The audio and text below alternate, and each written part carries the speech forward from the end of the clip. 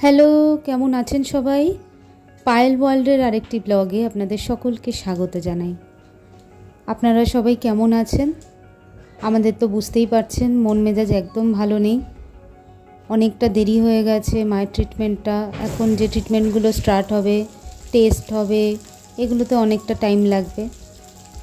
তাই একটু মন ভালো করার উপায় নানানভাবে বের করার চেষ্টা করে যাচ্ছি। প্ল্যান করছি যে বিকেলে কোথায় বেরোবো, একটুখানি হাঁটতে বেরোবো, এই আর কি।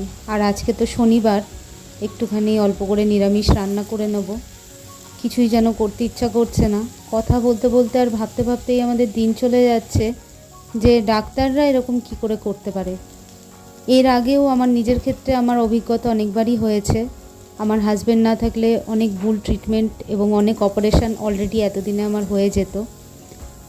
তো সেই অভিজ্ঞতা আপনাদের সাথে পরে একদিন নয় শেয়ার করব।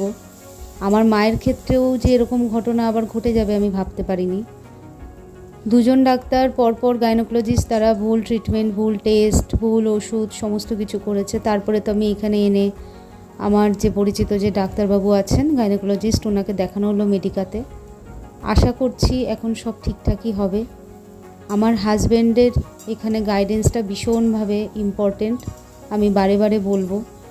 ও বায়োলজিক্যালি যে সেন্সটা ওর ভীষণ ভালো। মানুষের শরীরে কোথায় কী হতে পারে, সাধারণভাবে কি করা উচিত না উচিত, এগুলো খুব সুন্দরভাবে গাইড করতে পারে। ওই কারণেই মাকে এখানে আরও এনে রাখা। আর হোমিওপ্যাথি ট্রিটমেন্টটাও ও এর সাথে করবে। যাই হোক, আমি সবার ক্ষেত্রেই বারে বারে বলছি, আপনারা যখন ডাক্তার দেখাবেন ভালো করে বুঝে শুনে দেখাবেন, চোখ কান খোলা রাখবেন। এখন কিন্তু সত্যি বলতে ব্যবসার জায়গায় চলে গেছে। যা দেখছি কিছু না কিছু হতেই সঙ্গে সঙ্গে অপারেশনের টেবিলে তোলার একটা টেন্ডেন্সি আছে ডাক্তারদের। এবং ভুল ওষুধ, যখন কোনো রোগ দেখছে তেমন নেই, তখন অন্য ওষুধ দিয়ে অন্য রোগ বাঁধিয়ে দেওয়ার চেষ্টা, যাতে সেই পেশেন্ট তার কাছে থাকে, এইগুলোই চলছে। তাই খুব বুঝে শুনে ডাক্তারের পরামর্শ তো অবশ্যই নিতে হবে। ওনারা পড়াশোনা করে ডাক্তার হয়েছেন, আমরা ওনাদের উপরেই ভরসা করব, নয়তো কার কাছে করব। কিন্তু জানেন তো যে 10 জনের মধ্যে 4-5 জন হয়তো এরকম বলছি, সেরকম হতেও পারে। তো ওই জন্য একটু বুঝে শুনে আপনারা ডাক্তারটা চয়েস করবেন এবং একজন নয় একাধিক ডাক্তারের পরামর্শ নেবেন। যাই হোক, আজকের দিনটা আমরা তাই আলোচনা করছি, এসব ভেবেই দিন কেটে যাচ্ছে। আর রান্নাটাও খুব শর্টকাটে করব।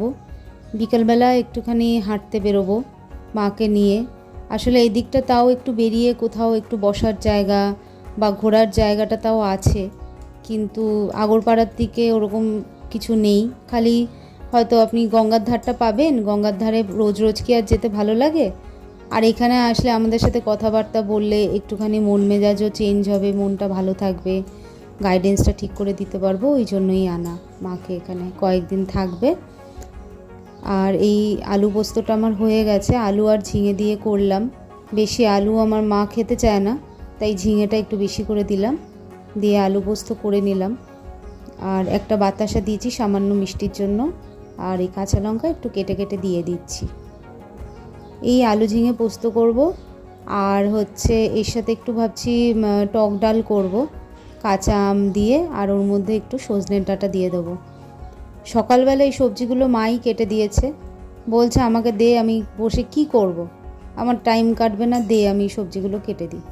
তাই মা দাঁড়িয়ে দাঁড়িয়ে এই সবজিগুলো সব কেটে দিয়েছে। কতবার বারণ করলাম জানেন, শুনলই না। তার টুকটুক করে রান্নাগুলো সেরে ফেলি, তারপরে খাওয়া দাওয়া করে নিই। আর এর সাথে একটু বেগুন ভাজাও করে নেব, না হলে আর নিরামিষের দিন একটু বেগুন ভাজা, ডাল, পোস্ত হলেই চলে যায়, তাই না?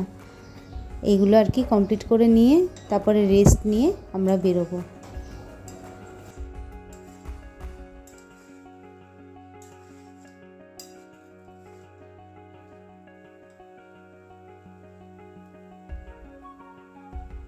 আলু ঝিঙে পোস্ত করলাম। পোস্তর একদম লাস্টে একটু কাঁচা সর্ষের তেল দিয়ে তারপরে ঢাকা চাপা দিয়ে রাখবেন, বেশ ভালো একটা ফ্লেভার আসে।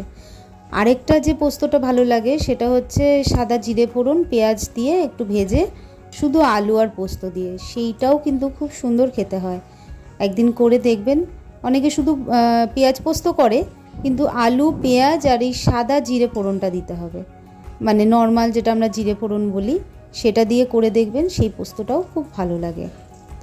এটা তো হয়ে গেল, এবারে ডালটা বসিয়ে দেবো। একটু শুকনো লঙ্কা, কাঁচা লঙ্কা আর একটু সর্ষে ফোড়ন দেব, দিয়ে ঝপাঝপ রান্না করছি। মানে রান্নায় না মন লাগছে না, বুঝতে পারছেন তো। তাড়াতাড়ি করে রান্না সেরে তারপরে মায়ের সাথে একটু কথা বলবো, সেটাই আর কি মাথার মধ্যে চলছে। আর সমস্ত চিন্তা ভাবনা মাথার মধ্যে চলছে, যতক্ষণ না এটা পুরোপুরি সলিউশন আসে এবং ঠিকঠাক আমরা একটা ট্রিটমেন্টের মধ্যে ঢুকে পড়ি, ততক্ষণ একটা চিন্তার মধ্যে তো থাকবোই। কারণ অলরেডি ওই যে বললাম 1 মাস লেট করে দিয়েছে, ভুল ওষুধ খাইয়ে এবং ভুল টেস্ট করিয়ে, উল্টোপাল্টা টেস্ট দিয়েছে। এবং ওই ওষুধটা তো বললামই পুরো হরমোনটাকে ডিসব্যালেন্স করে দেবে, ওই ওষুধ মানে চলবেই না। একটা ভুল ওষুধ দিয়েছে, যে ওষুধ আপনার চলবেই না, আপনার দরকার নেই। এবং সেই ওষুধ খেলে উল্টে হরমোন ডিসব্যালেন্স হয়ে গিয়ে মানুষের নানান রকম শারীরিক প্রবলেম আসতে পারে।